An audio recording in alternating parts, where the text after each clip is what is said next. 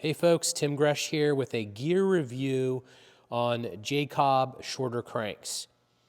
Now, these have been my crank of choice when a customer needs to go shorter, specifically on a road bike, and more specifically, if they need to do 155, 150, or 145. So those three lengths. This right here that we're looking at right now are the 145s. So that's where I will deploy these cranks in those three scenarios. This is a two-piece crank. So you've got your drive side and then your left crank arm that's bolted on with the 2-bolt, kind of like a Shimano crank. And then you have your preload right there. The spindle is a 24 millimeter. So it's kind of like a Shimano Hollowtech 2 crank in design. If you have a bike with a Shimano crank, this thing will slap right in and work really well. Now, I'm going to talk about some of the things I've learned about this crank. First though, price, these are $398. So, you know, a little pricey, but fairly lightweight. This is the kind of crank that I'll use like if a customer has a bike with like 105, Ultegra, maybe even Dura-Ace. It's kind of a good crank to kind of go in there. Now I am aware of other cranks on the market that might be cheaper than this. I've had some comments on my channel and I've looked into those, but some of those cranks are actually like 3-piece cranks. They don't work on modern bikes. And the thing about modern bikes, you know, most of your bikes out there, like your Specialized, your Trek, Cannondale, yada, yada, yada, is they have the press fit bottom brackets. So like there's no like standard BSA thread. So that's where this 24 millimeter spindle works well, because regardless of your bottom bracket, as long as it's some kind of a road bike, you can get an adapter in there, convert it to a 24 spindle, and work with this crank. So that's another reason why I use this a lot, because I can make it work on just about any bike. Now, with that, what speed? So this crank is kind of like a one-size-fits-all. Like technically, I think it's sort of spaced and optimized for about like an 11-speed bike. But I've used this on 10-speed bikes. I've used it on 11 and 12, and they've all worked pretty good. Shimano, Campy, and even SRAM. Now, the shifting is not always going to be like as good as those chainrings from those brands, but that's kind of what happens when you're getting into these short cranks. You can't get them in those brands. Like SRAM doesn't make a short crank like this in a 55, a 155 or shorter. Neither does Shimano or Campy. So you got to kind of like make do.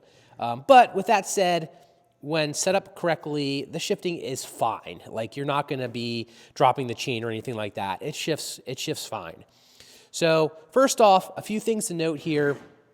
If you are running 11-speed Shimano or SRAM in mechanical or electronic, it works great. Just put the crank on and set it up. If you're doing 10-speed, I haven't done a whole lot of that. It works well also. The spacing is, like I said, a little bit more for like 11-speed chain.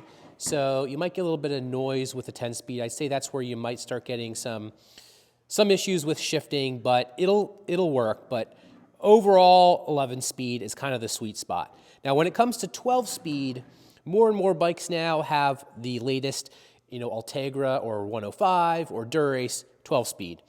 And this does work, and I have done quite a few bikes with this crank 12-speed.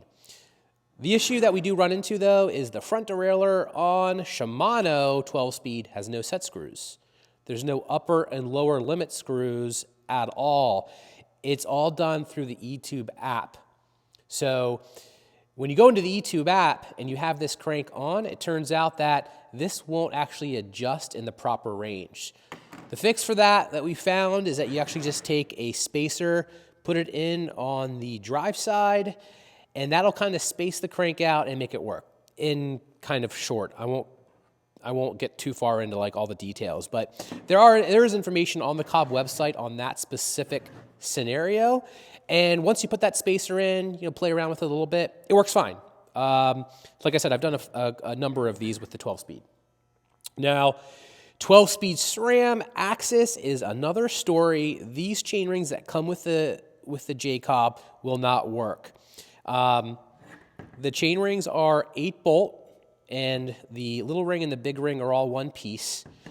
You remove these 8 bolts, and then you can actually go ahead and just put on your SRAM chain ring. I just happen to have one single chain ring here, but for example, I actually have a SRAM Force build that I'm doing for a customer, a 2x, and it looks just like this. It has the 8-bolt configuration on that, so I'm actually going to take the SRAM chain rings, pop it on the JCob, and then it'll be totally fine. So if you have a scenario where you're doing the SRAM, that's what you're going to need to do, and that's just simply because the chain rings on SRAM are that kind of narrow, wide, and then you have the flat top chain, and this will not work with the Cob chain ring. So just note that.